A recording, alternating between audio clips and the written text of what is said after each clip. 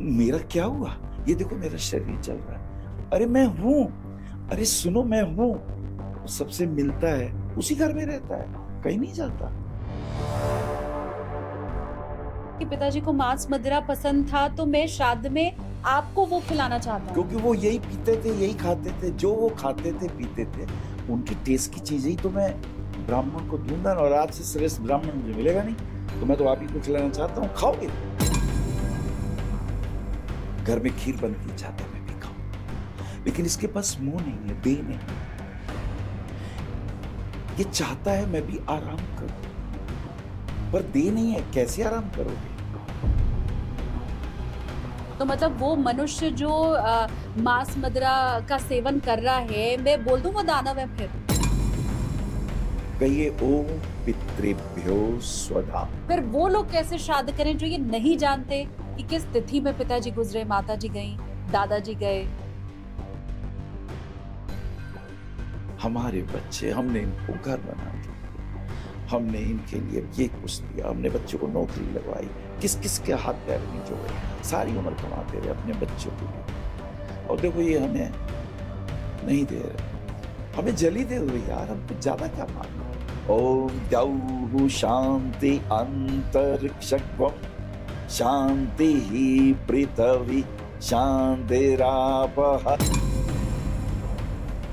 आपने लॉटरी का टिकट खरीदा, आपका इनाम नहीं, आपने तो कर्म किया नहीं ऐसा। हाँ। क्या आपको वो 10 लाख मिल जाए? हाँ। आपको 10 लाख मिल गया। आपको कहीं अटैची मिल गया, आपको कहीं गड़ा धन मिल गया। ये वो धन है जो आपको अचानक मिला है, पार्सल वापस है।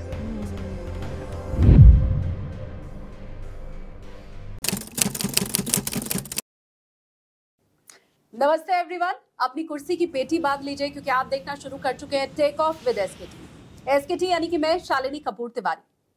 आज ज्योतिषीय सफर पर मेरे साथ आप रहने वाले हैं। बहुत से टर्बुलेंस भी इस बीच में आएंगे और इसीलिए मैं कह रही हूं कि कुर्सी की पेटी बंद कर रखिएगा।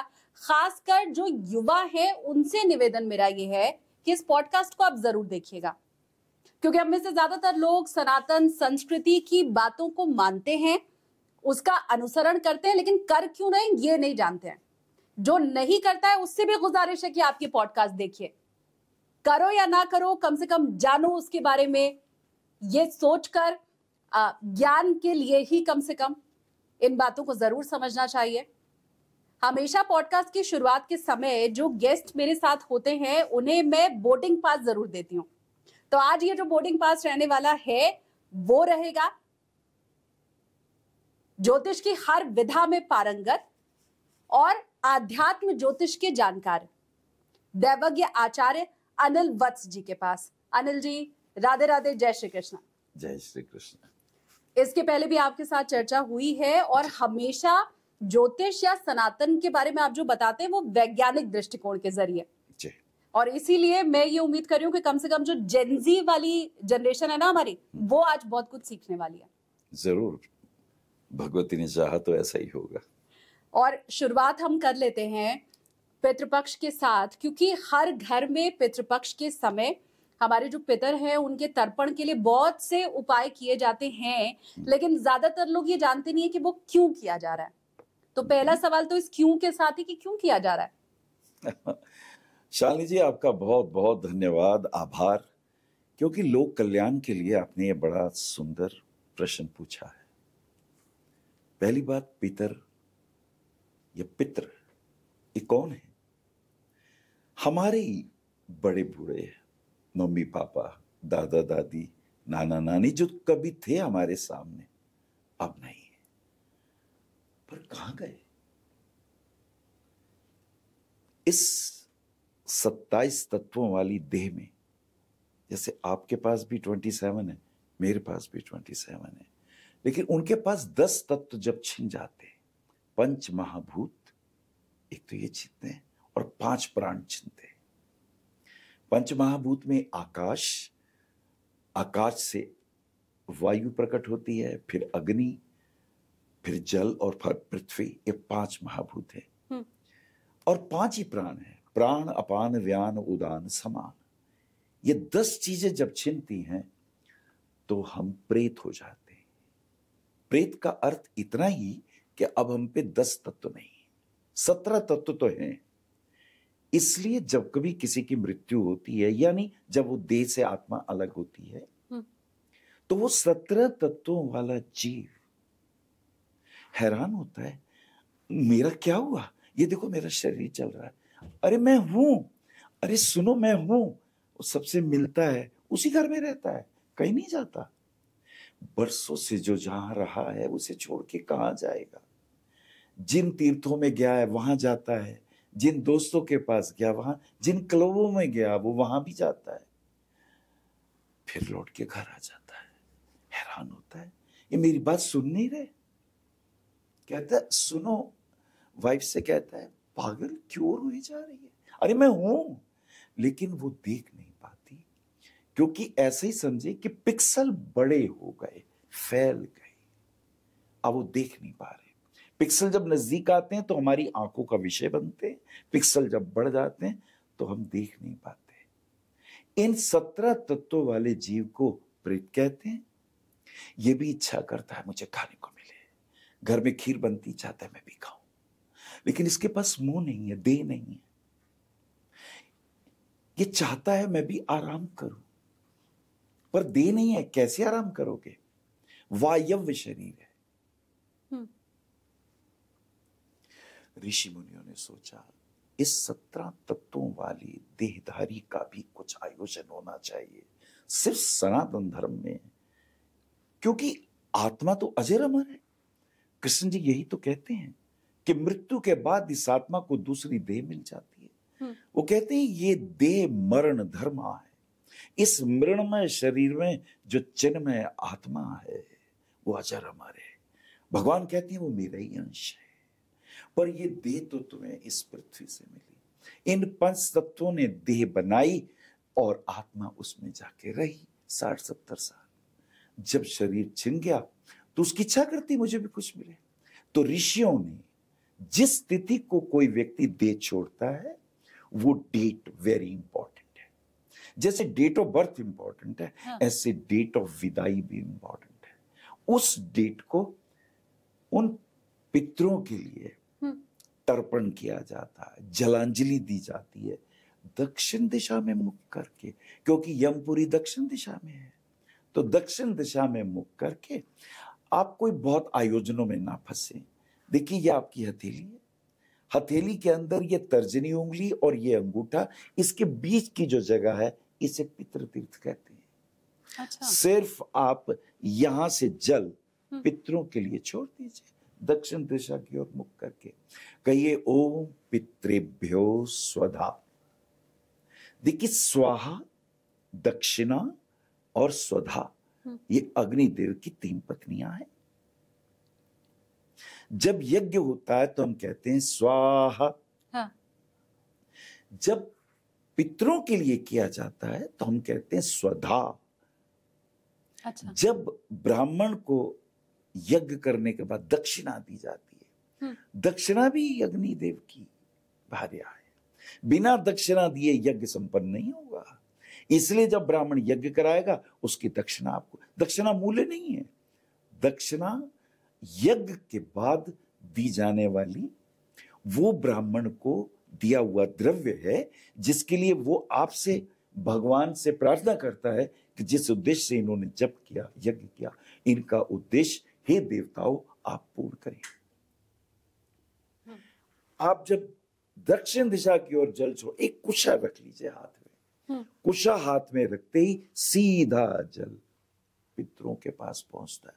अब आपका सवाल होगा जब उनका मुंह ही नहीं है तो कैसे पहुंचता है? हाँ। आपने किया नहीं मुझसे सवाल। एक और सवाल भी है मेरे दिमाग में, तो वो भी चल रहा है, वो भी करो कि हम, अच्छा दोनों एक में ऐड हो जाएगा।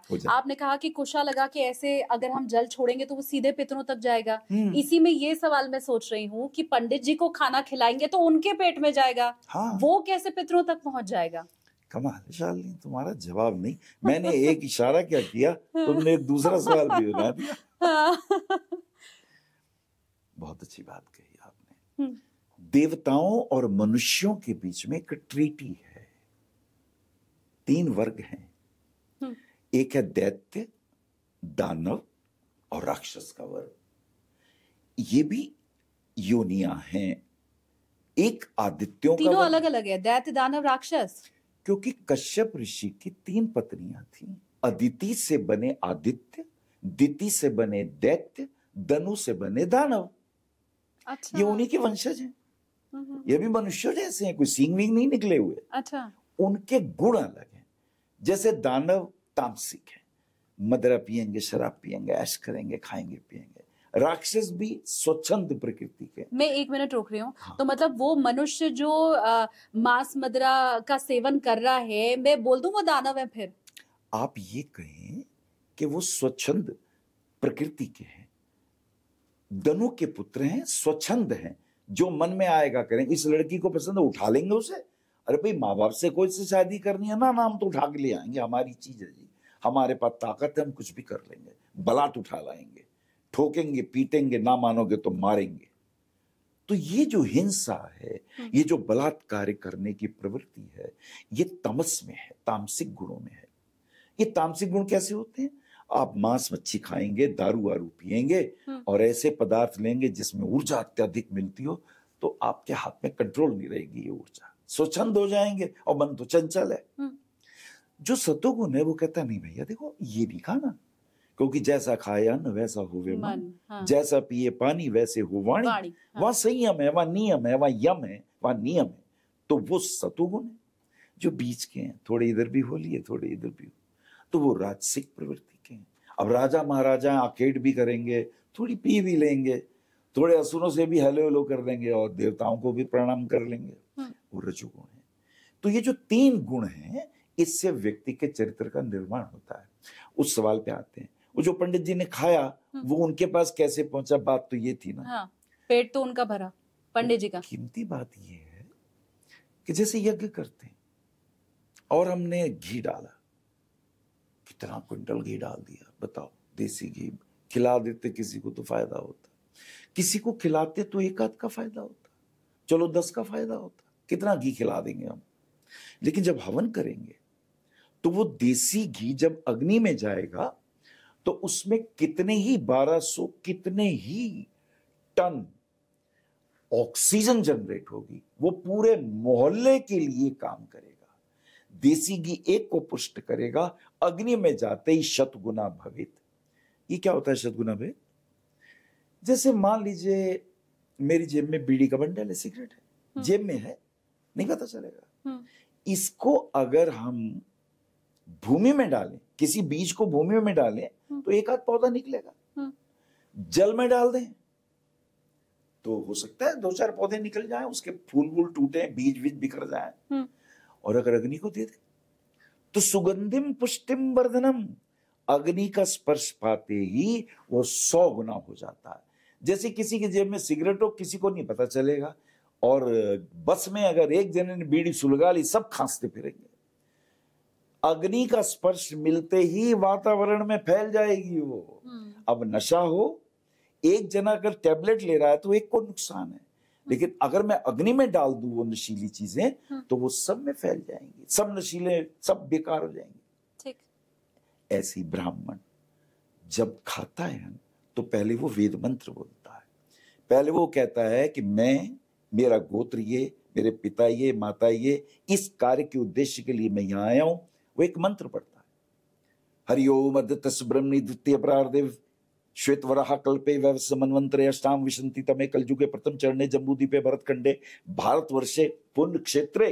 फिर वो कहेगा यहाँ नोएडा स्थान है और शालिनी कपूर अभी जो हमारा पॉडकास्टिंग स्थान है, हाँ। यहाँ आपने मुझसे पूछा और मेरा नाम ये, मेरे पिता का नाम ये, मेरा वत्स गोत्र, इस उद्देश्य के लिए मैं यहाँ आया हूं।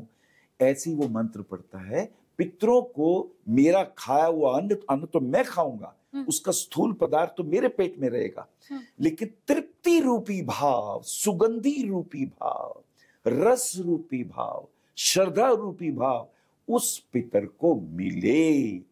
और वो मंत्र बोलता है कि हे पितर आओ, मेरी देह में सूक्ष्म रूप से विराजमान हो जाओ और भोजन मैं करूंगा, क्योंकि तुम पे देह नहीं है। तो मेरे शरीर में भी, पेट में भी अग्नि है जो पचाती है।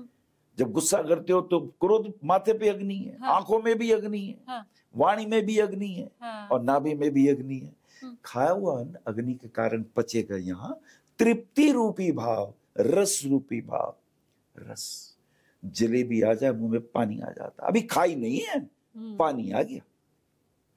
ऐसे ही जो वो पितर हैं उनको तृप्ति होती है कि इन्होंने मेरे निमित्त ये कार्य किया, तो वो उनको तृप्ति के रूप में पहुंचता है। इसलिए मंत्र है त्र्यंबकम यजामहे सुगंधिम पुष्टिम वर्धनम। जो सुगंध है वो पुष्टि देती है, संतुष्टि देती है। भाई मैं संतुष्ट हो गया, मुझे तृप्ति हो गई। अब हलवाई है बेचारा, उसे को खा को मैं नहीं खा सकता। क्यों? बोले रोज देसी घी की मिठाइयां बना बना के सूंघ सूंघ के मैं वैसे पेट भर गया मेरा, मैं तृप्त हो गया। तो आपने भी फील किया होगा। हाँ। इस तरह पितरों को ब्राह्मण के पेट में स्थूल भाग है। जैसे यज्ञ में सारा घी, सारी औषधियां वहीं रह गई, लेकिन उसकी सुगंध फैल गई मोहल्ले में। दीवारों में भी एक एक हफ्ता सुगंध नहीं जाती जिस घर में हवन होता है। हाँ। और पूरे मोहल्ले को लाभ हुआ। बिल्कुल। ऐसे ही पितरों को तृप्ति मिलती है। ये तुम्हारे सवाल का जवाब। हाँ, लेकिन अब ये बताइए कि पुनर्जन्म भी तो सनातन संस्कृति में बताया गया है। इधर एक शरीर का त्याग किया, हाँ। और उधर दूसरे शरीर में जीवन पा जाता है जीव। हाँ। तो ये कैसे होता है कि अगर दादाजी गुजरे तो उनका बेटा भी पितृपक्ष में पितरों को खिला रहा है, फिर पोता भी खिला रहा है, तो क्या दादाजी का अगर पोता पितृपक्ष में खिला रहा है तो अभी तक दादाजी का पुनर्जन्म हुआ ही नहीं है? कब तक खिलाते रहना है? क्या सवाल निकाला आप, तो बड़ी अच्छी बात कही। आप मुझे घेर रहे हो, ऐसे सवाल ला रहे हो मेरे सामने। मुझे पता है इसका जवाब आप ही दे पाएंगे, और जैसा मैंने जेनजी शुरू में ही कहा, बहुत से ऐसे लोग हैं जिन्हें मालूम ही नहीं है, मुझे भी नहीं पता। नहीं, आपने बड़ी अच्छी बात कही। मैं इसमें एक, अगर आप कहें तो एक चीज जोड़ दूं। हाँ हाँ हाँ। मैं अभी कुरुक्षेत्र में था और वहां पर मीनू जी ने कोई एस्ट्रोलॉजिकल सेमिनार किया और मैं वहां चीफ गेस्ट था।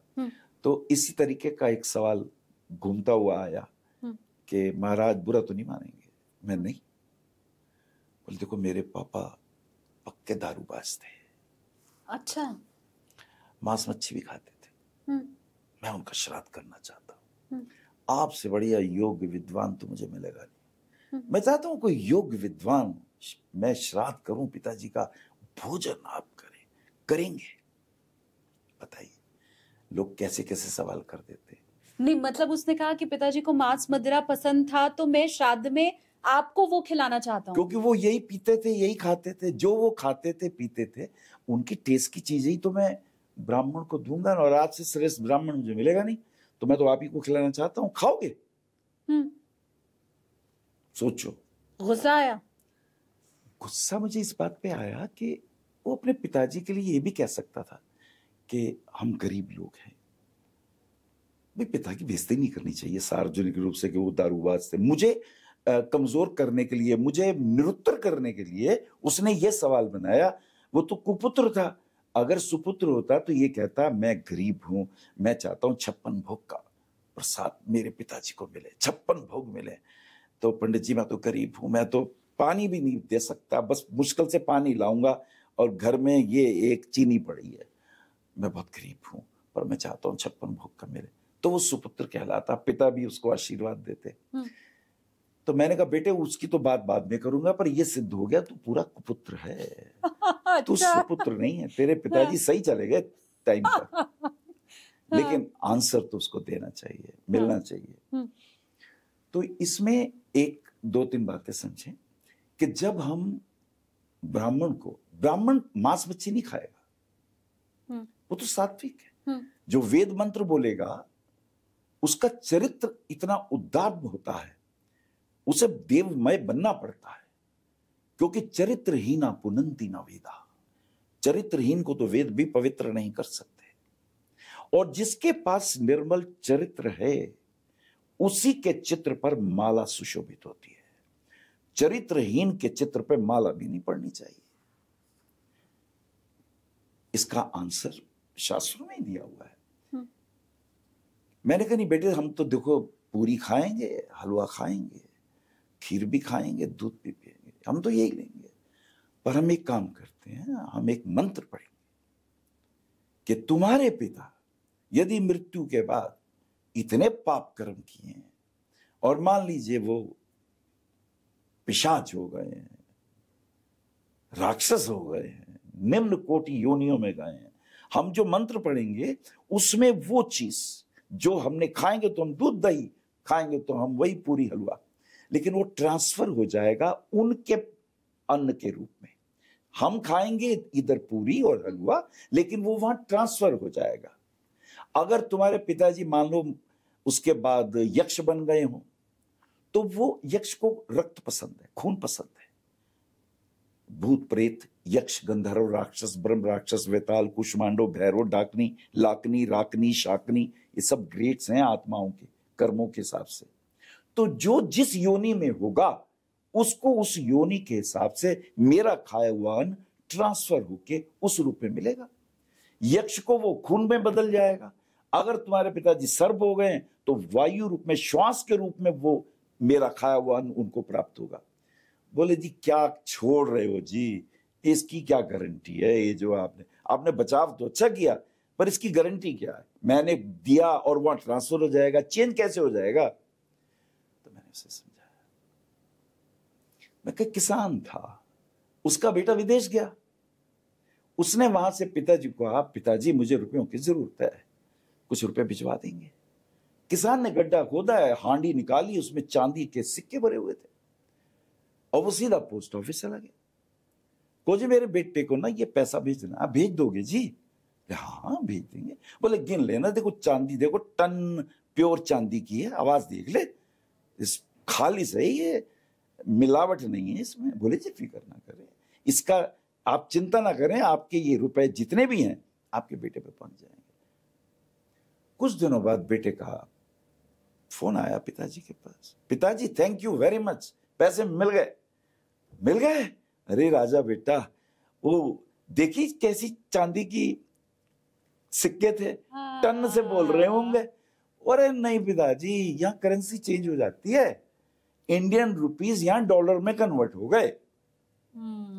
यहाँ की करेंसी आगे जाने पे डॉलर में कन्वर्ट हो जाती है, इंग्लैंड जाए तो पाउंड में कन्वर्ट हो जाती है, अगर दुबई जाएंगे तो फिर वहां पर उसकी करेंसी का रूप कुछ और हो जाएगा। अरे तुम्हारे देश में ही करेंसी बदल जाती है, व्यवहार बदल जाते हैं, आचरण बदल जाते हैं, भाषा बदल जाती है, और तुमने देवताओं को इतना कमजोर समझ रखा है क्या? जिस योनि में वो गए हैं उसी योनि में ये करेंसी चेंज और उनको मिल जाएगा। हाँ, और इसीलिए मैंने शुरू में कहा था कि आप जब बताते हैं ना तो वो बिल्कुल व्यावहारिक और साइंटिफिक होता है। हाँ। अच्छा, इसी में ना एक ने और एक कमाल की बात कही, बोले जो अगर वो मुक्त हो गए हो तो? ये मैंने भी अभी पूछा था। क्या तू पूछ? नहीं यही तो मैंने पूछा था कि कब तक श्राद्ध करते रहें। अब तो उनका पुनर्जन्म हो चुका होगा, वो मुक्त हो गए होंगे, या पुनर्जन्म हो गया। हाँ। या मुक्त हो गए। हाँ। तो मुक्त हो गए का पहले जवाब दे दूं। हाँ, फिर पुनर्जन्म का। हाँ। पुनर्जन्म में तो यह है कि वो जिस भी जगह पे होंगे, किसान होंगे, डॉक्टर होंगे, किसी ना किसी रूप में तो होंगे ना। पुनर्जन्म में अगर मनुष्य बने तो मनुष्यों का भोजन मिलेगा, पशु बने तो पशु का भोजन मिलेगा। अच्छा, जिस योनि में गए हैं उस योनि का भोजन वो ट्रांसफर हो जाएगा। अब सवाल ये है, अगर वो मोक्ष को प्राप्त हो गए, अब हम दिए जा रहे हैं, पंडित जी खाए जा रहे हैं, और वो तो मुक्त हो गए, है ना। हाँ। अब कहां जाएगा? हाँ। अब तो बंद करो। हाँ। तो ये भी एक बड़ा खूबसूरत है प्रश्न है ये। अच्छा एक बात बताओ, आप जब कोई गिफ्ट अपने दोस्त को बंबई या कलकत्ता भेजते हो, आपने भेजा और मान लो वो वहां ना मिले, वो स्थान छोड़ के कहीं और चला गया, तो क्या होता है? रिटर्न आ जाता है। रिटर्न आ जाता है। हाँ। ऐसे ही अगर आपके दादा परदादा जो भी पापा अगर मुक्त हो गए तो तुमने जो श्राद्ध का ब्राह्मण को खिलाया वो रिटर्न पार्सल आएगा। अच्छा, वो कैसे आएगा? कैसे आएगा? बच्चा पैदा हुआ। हाँ। और नाना जी ने मरते वक्त उसके नाम प्लॉट कर दिया, उसने तो कोई कर्म किया नहीं, ये पार्सल आया वापस। हाँ। हाँ, आपने लॉटरी का टिकट खरीदा, आपका इनाम नहीं, आपने तो कर्म किया नहीं ऐसा हाँ, कि आपको वो 10 लाख मिल जाए। हाँ, आपको 10 लाख मिल गया, हम्म, आपको कहीं अटैची मिल गया, आपको कहीं गड़ा धन मिल गया। ये वो धन है जो आपको अचानक मिला है, पार्सल वापस आया है। हम्म। समझ गए? हाँ, तभी कहते हैं कि हमने तो ऐसे कर्म नहीं किए थे, कोई हमें पता नहीं अचानक, हाँ, अरे ये कमाल हो गया, हाँ, मुझे तो उम्मीद ही नहीं थी, मैं तो एम ही चला गया था, अरे मेरा सिलेक्शन हो गया, यू नो, मेरा हाँ, सिलेक्शन हो गया। हाँ, और जो मेरे से ज्यादा जीनियस थे बेचारा, वो अभी तक क्या बताएं, हाँ, आई एम वेरी लकी। हाँ। लकी विकी कुछ नहीं, पार्सल वापस आया है। बहुत शानदार गुरुजी, ये जो बातें ना इन्हीं से समझ आ जाता है, रजिस्टर हो जाता है दिमाग में। अब मुझे ये बताइए, ये तो इतने में तो मैं ये समझ गई कि श्राद्ध करना जरूरी है। अगर मुक्ति मिल गई है तब भी, अगर पुनर्जन्म हो गया है तब भी श्राद्ध करना ही करना है। लेकिन फिर वो लोग कैसे श्राद्ध करें जो ये नहीं जानते कि किस तिथि में पिताजी गुजरे, माताजी गई, दादाजी गए। भाई ये तुमने सबसे कीमती सवाल तो आप पूछा है। हाँ, तो अमावस्या की जो तिथि होती है, अमावस्या, एक दो तिथियां मशहूर हैं, एक पूर्णिमा, एक अमावस्या। तो अमावस्या और पूर्णिमा में क्या अंतर है? पूर्णिमा का अर्थ ये है, ये चांद रहा है, ये सूरज रहा, दोनों दूर दूर है, चांद भी पूरा दिख रहा है पूर्णिमा का, तो उसकी पूरी रोशनी आपको मिल रही है। अमावस्या में क्या हुआ कि ये चांद आ गया सूरज के पास, अब अर्थ के पास क्या हुआ, सूरज की रोशनी नहीं पहुंच रही क्योंकि बीच में चंद्रमा आ गए, शेडो गिर रही है, अंधेरी रात, अमावस्या। तो चंद्रमा जब सूर्य के साथ एक सीध में होता है तो चंद्रमा में ही सूर्य से उसे द्यौ लोक कहते हैं।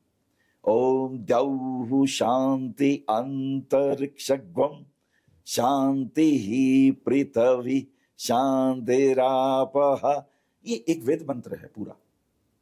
तो सूर्य का जो द्यौलोक है, जब चांद पास होता है तो उनको स्टेप करने में इजी होता है, उनको सूर्य लोक से चंद्रलोक में आने पर ये जो हमारे पितृगण हैं इन्हें आसानी होती है। जब ये यहां होते हैं और ये रही पृथ्वी, पृथ्वी के पास चांद कितना बड़ा दिखता है उस वक्त, जब अमावस्या होती है तो बिल्कुल साथ है। ऐसे में जब आप कुछ देते हैं तो पितृ डायरेक्ट ले लेते हैं, बीच में कोई भी rays alpha beta gamma theta कोई उनको बाधित नहीं कर रहे। इसलिए अमावस्या तिथि को जिन लोगों को ये नहीं याद कि हमारे पितृगण चतुर्थी में गए थे कि नवमी में गए थे कि दश, तो भैया अमावस्या को दे दो। इस तिथि में सारे पितर इंतजार करते हैं, हमारे बच्चे, हमने इनको घर बना के दिया, हमने इनके लिए ये कुछ दिया, हमने बच्चों को नौकरी लगवाई, किस किस के हाथ पैर नहीं जोड़े, सारी उम्र कमाते रहे अपने बच्चों के लिए, और देखो ये हमें नहीं दे रहे। हमें जल ही दे दो यार, हम कुछ ज्यादा क्या मांग रहे हैं, कुछ नहीं कर सकते, जल दे दो, एक जलांजलि तो दे सकते हो। बहुत अच्छा हो, ब्राह्मण को बुलाएं, ब्राह्मण वेद मंत्र पढ़ेगा, आप उन्हें खिला, जो खिलाना खिला दें, सूखी रोटी खिला दें, दाल खिला दें, आप उन्हें फल दे दें। ऐसा नहीं है कि बहुत आडंबर करना है, श्रद्धा पूर्वक जब आप किसी को कुछ देते हैं वो श्राद्ध हो जाता है। श्रद्धाम दीयते इति श्राद्धा, श्रद्धा से ब्राह्मण को दें, वो अधिकारी है, वो वेद मंत्र। अच्छा कई लोग पता क्या, हमने तो गरीबों को खिला दिया जी, हम तो ना मानते, हम तो गरीबों गए, भिखारियों को गए, उनको दे दिया हमने तो। ये तो वही बात हुई, कोर्ट केस चल रहा था, जज के पास तो पहुंचे नहीं और बाहर जो वकील घूम रहे थे उनको दिया। अरे जज के सामने जा भाई, वहां जहां तेरी फाइल है, वकील खड़ा है, वो सुनेगा। नहीं नहीं नहीं नहीं, हम तो देखो इतना तो मानते नहीं, हम तो जो आता है उसे दे देते, तो दो भैया, डेट फिर हो जाएगा मामला, सीधा कोर्ट मार्शल, कोर्ट से फिर संबंध नहीं जो अधिकारी है उसी को दो। बीमार हुए तो डॉक्टर पे जाओ, नीम हकीमों के पास मत जाओ। अगर कोई लड़ाई झगड़ा हो गया तो भैया पुलिस स्टेशन पे जाओ। ये अलग बात है कि सब में आदेश सरकार का चलता है। हमारे यहां क्या है, बहुत सारे देवी देवता बनाए गए हैं, असल में एक ही शक्ति है पर डिपार्टमेंट बांट दिए। अब जैसे कोई लड़ाई झगड़ा हो और आप डॉक्टर के पास चले जाएं, डॉक्टर साहब इन्होंने मुझे मारा, बावले ये पुलिस स्टेशन जा, खोल रखा हमने, तू पुलिस स्टेशन जा।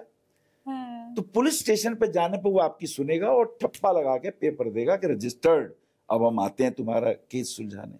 वो जो मोहर लगी है वो सरकार की है। हॉस्पिटल में गए, बीमार हुए, पर्चा बना, मोहर लगी, मोहर सरकार की है, पर डिपार्टमेंट अलग अलग है। इतने सारे कई लोग कहते हैं या तुम्हारे बड़े 33 करोड़ देवी देवता तुम्हारे, तो हमारा तो बस एक ही है जी, बस एक। ये तो वो बात हुई, चोट मुझे लगी, यहां मोदी जी आओ, चोट लगी मुझे। मोदी जी क्यों आएंगे?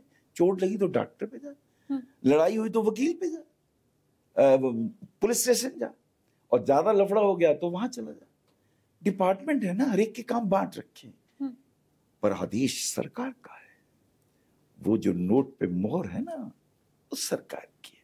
वो सरकार परमात्मा है, और जितने डिपार्टमेंट हैं ये उन्हीं के प्रतिनिधि हैं। तो किसी भी प्रतिनिधि को प्रणाम कर लो, वो जो ठप्पा लगेगा सरकार का, वो परमात्मा का ही आशीर्वाद वहां मिल जाएगा। लेकिन ये आपने गुरुजी टर्बुलेंस वाली बात कर दी है। हवाई जहाज में जब हम सफर करते हैं ना, तो वो जब मौसम खराब होता है, टर्बुलेंस आते हैं। अब मुझे आप ये बताइए, क्योंकि अब तो फिर मौसम ठीक भी करना पड़ेगा ना। आपने ये वाली जो बात कह दी कि सब कहते हैं कि हमारा तो एक ही है, वो ही सब कुछ करता है, तो उनको तो बुरा लगेगा। नहीं, उनको बुरा नहीं लगना चाहिए। मैं किसी का विरोध नहीं कर रहा। अब एक आदमी, अब परमात्मा है, ध्यान में नहीं, परमात्मा के ध्यान सुनिए क्या होते हैं। हमने क्या ध्यान बनाए, परमात्मा को क्या कहते हैं? हम कहते हैं कि परमात्मा निराकारो, निराकार है। फिर हम कहते हैं अचिंत्य, उसका चिंतन नहीं किया जा सकता। निराकारो, अचिंत्य, अरूपो। फिर हम कहते हैं निर्गुणो, गुणों से भी परे हैं। और फिर तुम्हारी रेंज में ही नहीं आते भाई। तुम्हारी इंद्रियों की जो रेंज है ना, लिमिटेड है, वो इंद्रियों की रेंज से बहुत दूर है। अब उनसे कैसे बात करोगे, ये बताओ? नहीं कर सकते। इवन हम अपने भी, जिनको हम निराकार और निर्गुण और अचिंत्य बोल रहे हैं, हम उनसे भी बात नहीं कर सकते। तो उन्होंने अपने, हमारी रेंज में आने वाले लोग आसपास छोड़ रखे हैं। भाई इनको कर लो यार, क्यों गणेश जी के पास काय को दिमाग खराब करे? ये लो सुपारी, ये लो सुपारी पे लाल रंग का मोली लपेटो और रखो को गणेश जी जय हो। गणेश जी का ये सिम कार्ड है। अच्छा, these are the SIM card. अब हनुमान जी से मिलना है, अब हनुमान जी से कहां मिलोगे? महेंद्र पर्वत पे राम जी की धुन में इतने लीन है, इतने अंतर्मुखी हैं कि तुम्हारी आवाज वहां पहुंचेगी ही नहीं। वो तो अंतर्मुखी है, भीतर गए। 2 तत्व भीतर होते हैं, 3 तत्व बाहर होते हैं। पृथ्वी तत्व बाहर, जल तत्व बाहर, अग्नि तत्व। देखो, अग्नि और आकाश तत्व, अग्नि और आकाश तत्व ये भीतर है, बाकी के 3 तत्व बाहर है। अब जो भीतर वो लीन है, तो फिर क्या तरीका? उन्होंने एक अपना सिम कार्ड बना रखा है। बोले यार राम का नाम ले लेना, पड़ाक से पहुंच जाऊंगा। राम धुन छेड़ दो, बोले मैं आया। ये हर एक देवता का अपना वायदा है कि मैं इस तारीख को यहां मिलूंगा। तुम अगर पुकारोगे तो देखो सिम कार्ड मेरे रखे हुए हैं। गंगा जी सिम कार्ड है, गंगा जी में स्नान करो, स्नान करते ही बहुत बड़ा सिम कार्ड है, क्योंकि गंगा यहां की है ही नहीं। गंगा तो ब्रह्मांड की है, इसको लाया गया है, भागीरथ लाए हैं, ये अर्थ का प्रोडक्ट नहीं है। इसलिए उसकी, अब देखिए वो पानी कभी सड़ता नहीं, हड्डियां तक गल जाती हैं। जो मर्जी डाल दो गंगा में, सब स्वाहा। और किसी नदी में, जल में ये खूबी नहीं है। तो वो पृथ्वी का तत्व नहीं है, पृथ्वी पे लाया गया है। अच्छा, पीपल है सिम कार्ड शनिदेव का। वो कहते हैं यार शनिवार को तुम ऐसा करो, यहां कुछ नहीं कर सकते, चल मुझे लिपट जाओ। वो कहते हैं पर मुझे ऐसे लपेट, कस के उसको पेड़ को बाजू में ले लो और कहो ये शनिदेव यार रक्षा करो, बहुत परेशान हूं, प्लीज प्लीज। आम भाषा में कह दो। अब जैसे आपको मुझे मिलना हो तो क्या करोगे? मेरा एक फोन नंबर है, आप फोन करते हो, या मैं उठाऊंगा या नहीं उठाऊंगा। अगर मैंने नहीं देखा तो नहीं उठाया, फिर लेकिन जब फिर आप देखूंगा बहुत स्नेह से फोन भी फिर मैं फोन करूंगा, क्योंकि सिम कार्ड मैंने दे रखा है, मेरा वो मोबाइल नंबर है। ऐसी शनिदेव शनिवार कहते हैं यार शनिवार को ना इस पीपल के पास आओगे तो वो मेरा सिम कार्ड है। अगर आप जल चढ़ा दोगे, अच्छा, जल चढ़ाने का मतलब क्या है? Staying there, giving more time. 7 परिक्रमा कर रहे हो, मतलब क्या है? तुम ज्यादा देर पास हो, जितनी देर पास हो उतनी उसकी ओरा में हो, उतनी उसकी ओरा में। वो कहते हैं मेरा कनेक्शन हो गया तुम्हारे साथ। बरगद का पेड़ है, हर पेड़ों के अंदर अलग अलग देवताओं के आशीर्वाद छिपे। हर श्रृंगार का पेड़ है, लगा लो। शिव जी कहते हैं डायरेक्ट मेरे से कनेक्शन है, वो कहते हैं मेरा सिम कार्ड है ये। शिवलिंग भगवान शिव का सिम कार्ड है। वो कहते बस यार तुम यहाँ के जल चढ़ा दो, जल चढ़ते ही इतना बोल दो, ओम गंगा देव्यै नमः। अब गंगा का स्पर्श कहा नहीं, शिव जी की जटाओं में पड़ी गंगा हिली नहीं।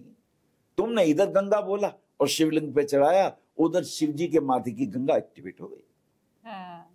हमने क्या किया है? प्रतीकों के माध्यम से आपको आसान कर रखा है कि यू कैन कॉन्टेक्ट डायरेक्टली। अच्छा, ये मजबूरी है फिर दूसरों की भी, उनको भी प्रतीक चुनने पड़े। वो कहते हैं यहाँ चादर चढ़ा दो, प्रतीक चुनने पड़ेंगे। लोग कितनी श्रद्धा से अजमेर शरीफ जाते हैं, मोइनुद्दीन चिश्ती का है वो, और भी ऐसी बहुत सी जगह है। हाँ। निजामुद्दीन औलिया पे चढ़ा, प्रतीक तो चुनना पड़ा। कितना ही कहें, अब जितने, फिर क्यों बनाई मस्जिद? प्रतीक है। फिर क्यों बनाए गुरुद्वारे? प्रतीक है। प्रार्थना तो करनी पड़ेगी। तो ये विविधता है हमारे ऋषियों की सोच है कि विभिन्नता में एकता। बहुत शुक्रिया गुरुजी। और इसलिए शुरू में ही मैंने ये कहा था कि हम आज ज्योतिषीय सफर पर जाने वाले हैं, लेकिन सफर हमेशा जो मेरे पॉडकास्ट का रहता है वो एक जगह से शुरू होकर दूसरी जगह खत्म हो जाता है। हाँ। आज ये पहली बार लग रहा है कि पूरा ब्रह्मांड घूम लिया मैंने। बिल्कुल, आपने बिल्कुल सही कहा। हाँ। पूरा ब्रह्मांड घूम लिया, और ये विशेषता है। और जितने हमारे ऋषि मुनियों के वचन हैं, प्रतीक हैं अलग अलग, इवन जो हमारे देवता हैं उनके वाहन हैं, उनके वाहन का रहस्य है कि वाहन का क्या रहस्य है। और उनके पास फिर अस्त्र भी है। एक होता अस्त्र, एक होता शस्त्र, एक होता शास्त्र। शास्त्र भी है। शास्त्र means the ruling, the law, जो आप मानोगे प्रकृति के साथ मिलजुल के चलो। एक पुरुष, एक प्रकृति। ये जो पूरा का पूरा पंच तत्व है, ये प्रकृति रूपणी है। इसी को पार्वती कहते हैं। ये पूरी प्रकृति, जहां वायु है, जहां जल है, जहां अग्नि है, जहां पृथ्वी है, ये सब प्रकृति। और इस प्रकृति में जो उत्पन्न हो रहे हैं, जितने पेड़ पौधे, पत्थर, जेम्स, रत्न, पेड़, रुद्राक्ष, व्हाटएवर इन पंचतत्वों से निर्मित हो रहा है, सब प्रकृति रूपणी, सब भगवती जगदम्बा पार्वती। पार्वती का अर्थ ही है जो पर्व में निवास करे। हर पर्व में, जोड़ों में, हर ज्वाइंट में जो निवास करे, इति पार्वती। तो एक शक्ति और एक पुरुष, एक निराकार ब्रह्म और एक ये प्रकृति, इन दो का मेल संसार है। और इसी संसार में सार छिपा हुआ है, और वही सार आपने आज बता भी दिया। बहुत शुक्रिया गुरुजी। ये हमारे इतने टर्बुलेंस के बाद जो बीच में आए थे, ये अब सेफ लैंडिंग हो चुकी है हमारी। बहुत शुक्रिया अपना समय देने के लिए। और इसलिए शुरू में मैंने आप लोगों को कहा था, देखो एक टीचर होता है ना, वो किताब रटा देता है, रट्टा मार पढ़ाई कराता है, और एक टीचर ऐसा होता है जो आपके दिमाग में साइंटिफिक तरीके से वो जो पूरा ज्ञान होता है वो घुसा देता है। तो अनिल जी जब भी हमारे साथ मौजूद रहते हैं तो वही होता है, आपके दिमाग तक वो पूरा सब्जेक्ट क्लियर होकर पहुंच जाता है। बहुत शुक्रिया गुरुजी हमारे साथ पॉडकास्ट में आज आने के लिए। टेक ऑफ विद एसकेटी में आगे भी ऐसे ही ज्ञान चक्षु साइंटिफिक तरीके से हम खोलेंगे। बने रहिए हमेशा।